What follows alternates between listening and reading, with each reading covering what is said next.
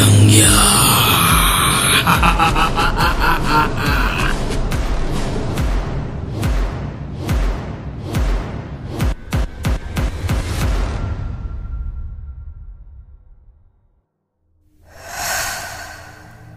दिगंबररावांच्या देवघरातील दिवा जोरजोराने फडफडू लागला। त्याबरोबर देव पाण्यात बुडवून बसलेल्या सगुणाताईंची मनाची घालमेल वाढू लागली। आपल्या पतीच्या नकळत एकुलत्या एक मुलाला त्यांनी मृत्यूच्या दाढेत पाठवले होते। खरं तर भिवासोबत असताना घाबरण्याची गरज नाही असे भावाने सांगूनही त्यांचा डोळा लागत नव्हता। आपल्या लेकाच्या सलामतीसाठी तो बाहेर पडला त्या क्षणापासून त्या देवासमोर जप करीत बसल्या होत्या। शेठजींचे कितीतरी फोन येऊन गेले होते। ते काय येत आहे त्याची कल्पना त्यांना होतीच। खोटे बोलण्याची त्यांना सवय नव्हती। खरे बोलणे टाळता यावे म्हणून त्यांनी एकही फोन घेतला नाही। दिगंबररावही बाहेरच्या बैठकीत येरझाऱ्या घालत बंगल्यावर नेमके काय सुरू असेल याचा कयास लावण्याचा प्रयत्न करत होते। अचानक जोरजोराने फडफडणारा दिवा पाहून ताईंनी भांबावून आपल्या भावाला आवाज दिला। तातडीनं दिगंबरराव देवघरात पोहोचले। समोरचे दृश्य पाहून त्यांच्याही मनातील काळजी वाढली। आवाज ऐकून सारीच मंडळी देवघरात जमा झाली। साऱ्यांनीच मारुतीरायासमोर हात जोडून हनुमान चालीसा बोलण्यास सुरुवात केली। यशपालचा माग काढण्यासाठी गेलेल्या महादेवचा अजूनही पत्ता नव्हता। सूरज फोन घेत नसल्याने शेठजींनी नाईलाजाने सगुणाताईंना कॉल करून पाहिले, पण अनेक वेळा प्रयत्न करूनही त्या रिसीव्ह करत नव्हत्या। बायंग्या मुक्त झाल्याची बातमी सूरजपर्यंत पोहोचवणे गरजेचे होते। सरतेशेवटी ICU-मधील मोठ्या बाबांच्या चरणाशी जाण्याचा त्यांनी निर्णय घेतला व संगारे आणि शाळीग्रामसोबत ते बाबांच्या कक्षाकडे निघाले। डॉक्टर देसाईंची कशीबशी समजूत काढून शाळीग्रामने मध्यरात्री मोठ्या बाबांच्या कक्षात जाण्याची संमती मिळवली। तिघेही कक्षात दाखल झाले। मोठे बाबा निश्चित पडून होते। आतले वातावरण शांत होते। तिघेही जाऊन शेजारच्या बाकावर बसले। अचानक मनावरचे ओझे हलके झाल्यासारखे त्यांना वाटू लागले। आपण अगदी सुरक्षित आहोत असा भास त्यांना होत होता। बाबांच्या सानिध्यात येऊन काही काळासाठी आपल्या समस्येचा त्यांना विसर पडला। आपल्या प्रचंड वेगाने टीनाच्या गोदाम सदृश इमारतीच्या पत्र्यावर धडक देत ती महिंद्रा पिकअप आत शिरली। कानठळ्या बसवणारा आवाज झाला। जोराच्या धडकेमुळे बरेचसे पत्रे उखडून मोठाले भगदाड पडले। पापणी लावण्याच्या आत ती मोटार भिवा आणि सूरजच्या दिशेने रक्षा कवचापर्यंत पोहोचली। कोणतीही वशीकृत किंवा पिशाच शक्ती रक्षा कवचात शिरू शकणार नव्हती याची भिवाला खात्री होती। कानिफही हे जाणून होता। त्यामुळे ऐन मोक्याला त्याने गाडी चालविणाऱ्या रम्याला त्याच्या वशीकरणातून मुक्त केले। रम्याचे हिरवट डोळे सामान्य झाले। तो भानावर आला। त्याला काही कळेपर्यंत खूप उशीर झाला होता। गाडी त्याच्या नियंत्रणाबाहेर होती। अंगावर येणारे ते पत्र्याचे धूळ पाहून जीवाच्या भयाने सूरजने रक्षा कवचाबाहेर उडी घेतली, पण कानिफचा डाव न समजल्याने आपल्या मंत्रशक्तीवर विश्वास ठेवून भिवा जागचा हल्लाच नाही। भरधाव गाडीच्या धडकेमुळे भिवा जागीच कोसळला। एकापाठोपाठ एक गाडीचे पुढचे व मागचे चाक त्याच्या डोक्यावरून गेल्याने कलिंगड फुटावे असे त्याचे मस्तक फुटून रक्तमांसाच्या चिळकांड्या उडाल्या। त्याचा क्षतिग्रस्त देह चोळामोळा होऊन पडला होता। आपलं सावज बाहेर पडण्याची वाट बघत असलेल्या बायंग्याने त्याच्यातील जाळ वाढवत भिवाच्या मृत शरीरावर उडी घेतली। कापराची वडी पेटावी तसा भिवाचा देह भडभडून पेटून उठला आणि थोड्याच वेळात विझून गेला। त्याचे काळे ठिक्कर पडलेले कंकाळ शिल्लक राहिले होते। महिंद्रा पिकअप आता जयंताच्या घराच्या उरलेल्या अवशेषांवर जाऊन इतक्या जोरात आदळली की छताच्या सांगाड्यातून बाहेर निघालेला एक अणकुचीदार वासा काच फुटून थेट रम्याच्या छातीत आरपार घुसला। रक्ताची कारंजी उडाली। रम्या जागीच ठार झाला। भिवाची झालेली अवस्था पाहून कानिफच्या चेहऱ्यावर हास्य फुलले होते। आता त्याची आणि बायंग्याची नजर सूरजवर स्थिरावली होती। सूरजला त्याचा अंत दिसत होता। त्याच्या एका बाजूला वळवळणाऱ्या जिभेने सापासारखा आवाज करीत धगधगणारा बायंग्या त्याच्यावर झेप घेण्यासाठी सज्ज होता, तर दुसऱ्या बाजूला त्याच्या खानदानाच्या जीवावर उठलेला मांत्रिक कानिफ आपल्या हिरवट डोळ्यांनी त्याला खाऊ का गिळू अशा नजरेने पाहत उभा होता। कानिफच्या एका इशाऱ्याने बायंग्याने सूरजवर काळ झेप घेतली। मरणाच्या भयाने सूरजने त्याचे दोन्ही हात तोंडावर झाकून डोळे मिटले। इतक्या जीवाच्या आकांताने भुंकणाऱ्या टायगरचा आवाज त्याच्या कानी पडला। गाडीच्या धडकेने पडलेल्या भगदाडातून वायू वेगाने टायगर रूपी महादेवचे पिशाच व त्यावर आरूढ झालेला दिव्य तेजाने झळाळणारा यशपाल त्या वास्तूत प्रवेशले.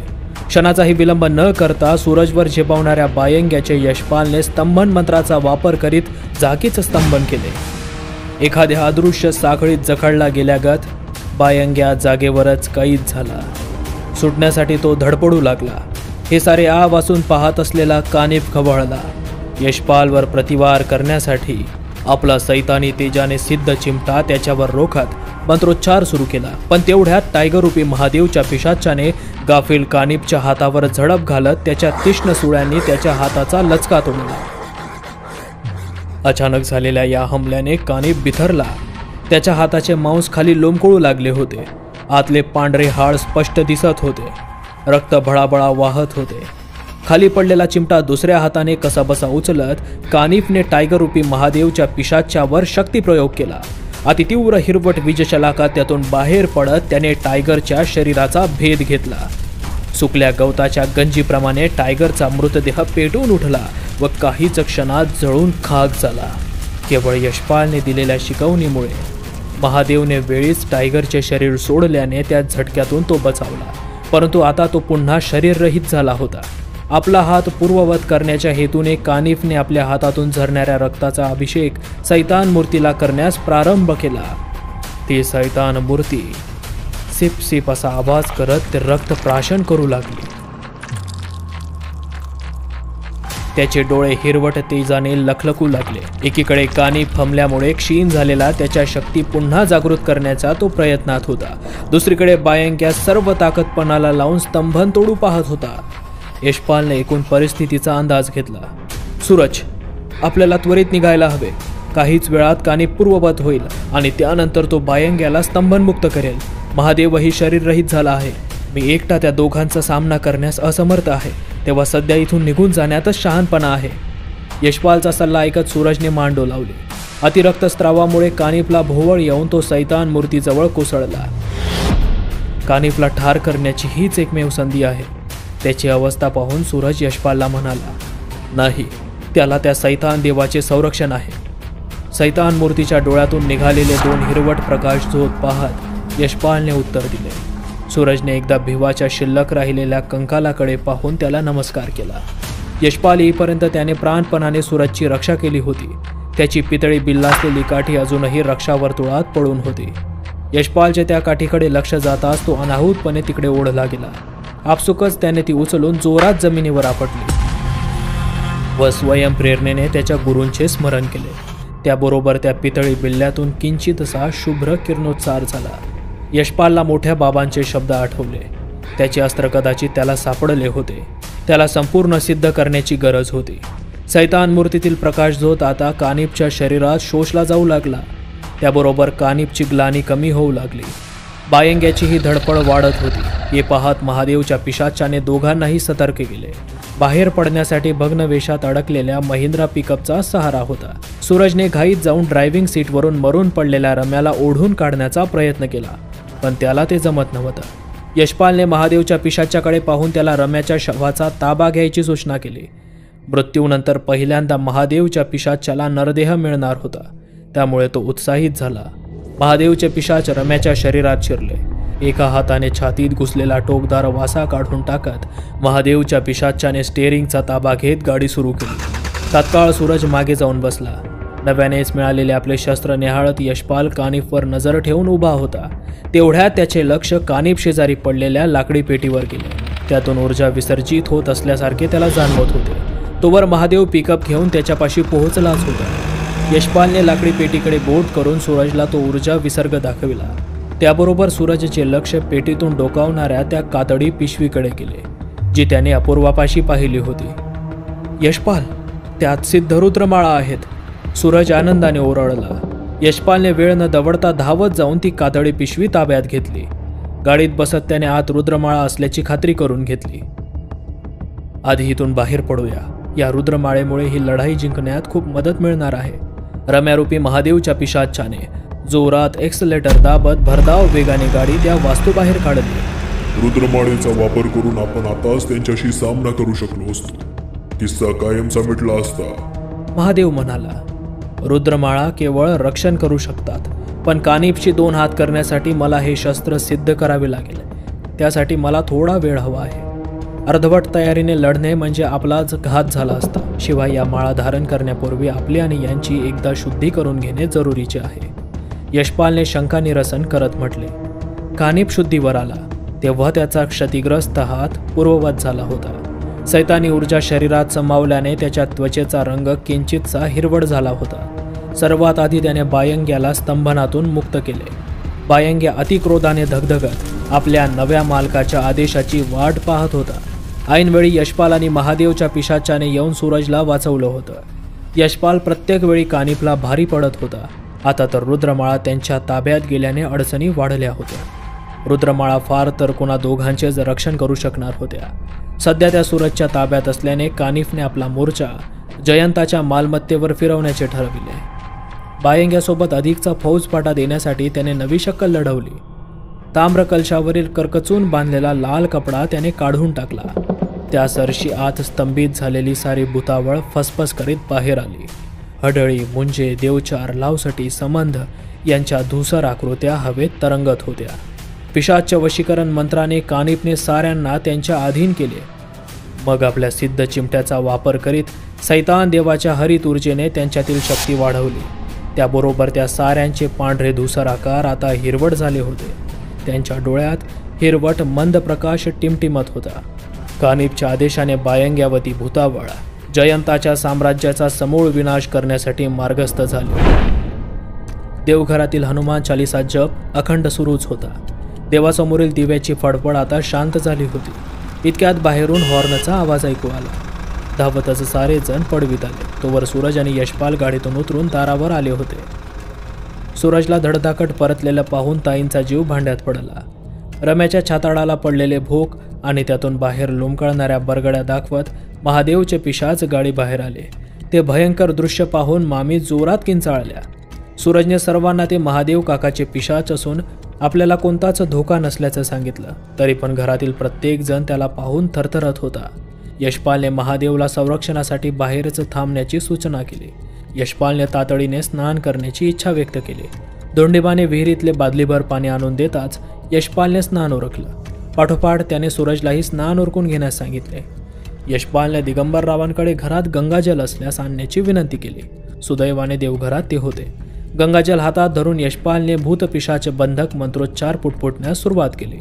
संपूर्ण घराच्या चारही बाजूने मंत्रोच्चार करत त्याने ते पवित्र गंगाजल शिंपडून घराच्या सीमा सुरक्षित केल्या. सूरज स्नान उरकून आला होता. यशपालने साऱ्यांना देवघरात जमण्याची विनंती केली. संकट अजूनही टळलेले नाही. मी पवित्र जलाने घराच्या सीमा सुरक्षित केल्या आहेत. जोवर त्या पिशाच शक्तीचा समूळ विनाश होत नाही तोवर कुणीही घराबाहेर पडायचे नाही. यशपाल सर्वांना सूचनांरूपी आदेश देत होता. यशपालने सूरज व सगुणाताईंना सोडून बाकी साऱ्यांना आराम करण्यास पाठविले. कातळे पिशवीतल्या रुद्रमाळा काढून यशपालने देवघरातील महादेवाच्या पिंडीसमोर ठेवल्या. त्यावर गोमूत्र शिंपडून त्याने प्रत्येक माळ 108 वेळा शिवमंत्राचा जप करून पुन्हा पिंडीसमोर ठेवली. डोळे बंद करून त्याने शिवस्तुती स्तोत्र म्हणायला सुरुवात केली. काहीच वेळात त्या दोनही रुद्रमाळा मंद तेजाने चमकू लागल्या. त्यातून अगणित अग्निबिंदू बाहेर पडू लागले. पिंडीला नमस्कार करून यशपालने त्या रुद्रमाळा उचलून सूरज व सगुणाताईंना परिधान करण्यास सांगितले. अग्निबिंदू उत्सर्जित करणाऱ्या त्या माळा धारण केल्यावर त्यांच्या स्पर्शाने सूरज व ताईंना अतिसुरक्षित वाटू लागले. काही वेळात त्या माळा सामान्य झाल्या. सूरज, आता ही भिवा भक्ताची काठी सिद्ध करण्यासाठी मला ध्यानधारणा करावी लागेल. दरम्यानच्या काळात माझा तुमच्याशी कोणताही संपर्क होणार नाही. महादेवचं पिशाच तुमचे रक्षण करेलच. शिवाय पिशाच बंधक मंत्रामुळे कोणतेही पिशाच घरात प्रवेशणार नाही. रुद्रमाळांमुळे तुम्ही दोघे सुरक्षित आहात, पण इतरांची सुरक्षा तितकीच महत्त्वाची आहे. तेव्हा जोवर माझे कार्य आटोपत नाही तोवर सर्वांची काळजी घ्या. असे म्हणून यशपालने दोघांनाही बाहेर धाडले आणि ती पितळी बिल्ला असलेली काठी समोर ठेवून यशपाल ध्यानस्थ झाला. भिवा न परतल्याने दुःखी झालेले दिगंबरराव बैठकीच्या खोलीत कोचावर चेहरा पाडून बसून होते. सूरज व ताई त्यांच्या बाजूला येऊन बसले. सूरजने भिवाने धिटाईने केलेल्या प्रतिकाराची व त्याच्या मृत्यूची घटना बैजवार सांगितली. त्याने दिलेल्या झुंजीमुळे सूरज जिवंत होता. दिगंबररावांनी आकाशाकडे पाहून हात जोडले आणि भिवाच्या आत्म्याच्या शांतीची प्रार्थना केली. सूरज परतल्याने त्याची खुशाली कळविण्यास ताईंनी शेटजींना फोन केला, पण त्यांनी तो घेतला नाही. कदाचित झोपले असतील असे वाटून सगुणाताईंनी सकाळी फोन करण्याचे ठरविले. शेठजींच्या फोनच्या व्हायब्रेशनमुळे ICU कक्षातील शांती भंग पावली. स्क्रीनवर सगुणाताईंचं नाव पाहून शेठजींनी फोन हातात घेतला. ते कॉल रिसीव्ह करणार इतक्यात खिडकीच्या भल्या मोठ्या काचांमधून बाहेर होळी पेटल्यागत प्रकाश आत येऊ लागला. दचकून तिघांनीही बाहेर पाहिलं. बाहेर बायंगे आपल्या धगधगणाऱ्या आकारात हवेत तरंगत होता. त्याचे डोळे आग ओकत होते. वळवळणारी लांब सडक जिव्हा तो खिडकीच्या काचांवर आदळत होता. त्यामुळे त्यांना तळे पडत होते. शिवाय त्यामागे अनेक हिरव्या धुसर आकृत्या फडफडत होत्या. मोठ्या बाबांचे शरीर अजूनही निश्चल होते. बायंग्याचं रौद्र रूप पाहून शाळीग्राम व संगारेची भीतीने दातखिळ बसली होती. जयंता सेठ जागेवरून उठून खिडकीपाशी गेले. पलीकडच्या भयावह पिशाच्याकडे ते निग्रहाने पाहू लागले. त्यांच्यातील भीती जणू संपली होती. शेठजींच्या कृतीने बायंगे अजून क्रोधित झाला. आपल्या जिभेचा जोरदार तडाखा त्याने खिडकीच्या काचेवर दिला. त्याबरोबर ती काच निखळून पडली. शेठजी अजूनही त्याच जागी पाय रोवून उभे होते. जणू समोर उभ्या असलेल्या पिसावळीला ते आवाहन देत होते. कोणत्याही क्षणी बायंग्या त्याची वळवळणारी जीभ शेठजींभोवती आवळणार होता. कसाबसा आपला धीर एकटवून संगारे व शाळीग्राम शेठजींकडे धावले.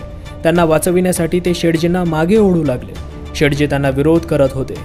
या ओढाओढीत तिघेही तोल जाऊन जमिनीवर पडले. आपले हातपाय झटकत शेठजी पुन्हा उभे राहिले. पण आता खिडकी बाहेर कुणीच नव्हते. बाहेरून येणाऱ्या गार वाऱ्याची झुळूक फक्त जाणवत होती. संगारे व शाळीग्रामही सावरून उभे राहिले होते. अचानक सारे शांत झालेले पाहून त्यांना हायसं वाटलं. हे सारं खरोखर घडलं की आपला भास होता? संगारेने शंका व्यक्त करीत म्हटले. ही विनाशाची सुरुवात होती. खाली पडलेल्या फुटलेल्या काचांचा सडा दाखवत शेठजी म्हणाले. तिघेही पुन्हा खोलीतल्या बाकावर बसून निश्चल पडलेल्या मोठ्या बाबांच्या देहाकडे पाहत बसले. त्यांच्या शरीरात थोडीफार हालचाल जाणवत होती.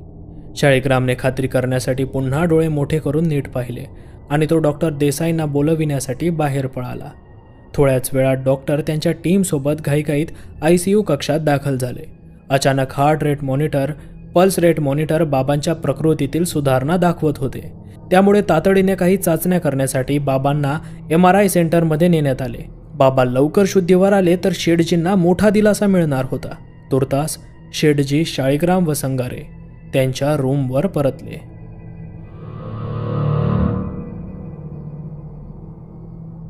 अघोरी